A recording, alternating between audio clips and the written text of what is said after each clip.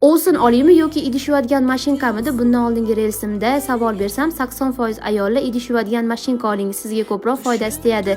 Beminnatgina tiljag'i yo'q deb yozib yuborishibdi. Kichkina kelinlar vobshe oyoqdasizlar-yu, katta kelinlar sizlarni yuraginglarni olib qo'yish o'rniga sizlar ularni yuragini olib qo'yibsizlar-yu. Даже sizlarni ko'rsa 10 metr narida aylanib ketadigan bo'lib qolishibdi. Lekin shu ayollarimiz orasidan bitta ovsinkamiz gaplari meni e'tiborimni tortdi. Sizni hamma gaplaringiz menga qo'pol tuyuldi. Sababi ovsinimni yaxshi ko'raman deb yozib yuboribdilar. Hamma ovsinlar bir-birini hurmat qilib, mehr qo'yib yashasin. Shunda oilamiz tinch bo'ladi, aka-ukalar bo'lsa bir-biriga oqibatli bo'ladi. Nima dedi? Lekin bor gapni aytaman, direktimga kelgan SMS-larni ko'rib yoqa ushladim. Ey ona, nima dangasa qilgansiz? Yana bitta qiz tug'ib berganingizda, uchinchisiga ham o'zimni sinimni ovsin qo'yarardim deb o'ylanib qoldim. Menga ovsinimni xizmati umuman kerak emas, katta ketmayman-u, lekin Alloh to'rmuchamiz sog' salomat qilsa, o'zimni xizmatimni o'lgunimcha o'zim qilaman.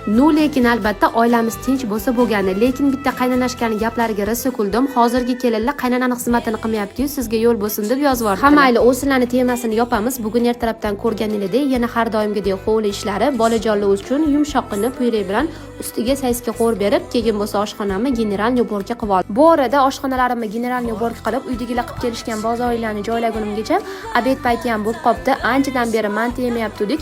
Bolajonlar yaxshi ko'rishadigan mayda kartoshkali mantalarni ham qasqonga qo'ydim-u, qolgan ishlarimni davom ettirib, soat 1 gacha o'tgan vaqtimni sizlarga videoga oldim. Agar video yoqqan bo'lsa, like bosish esingizdan chiqmasin.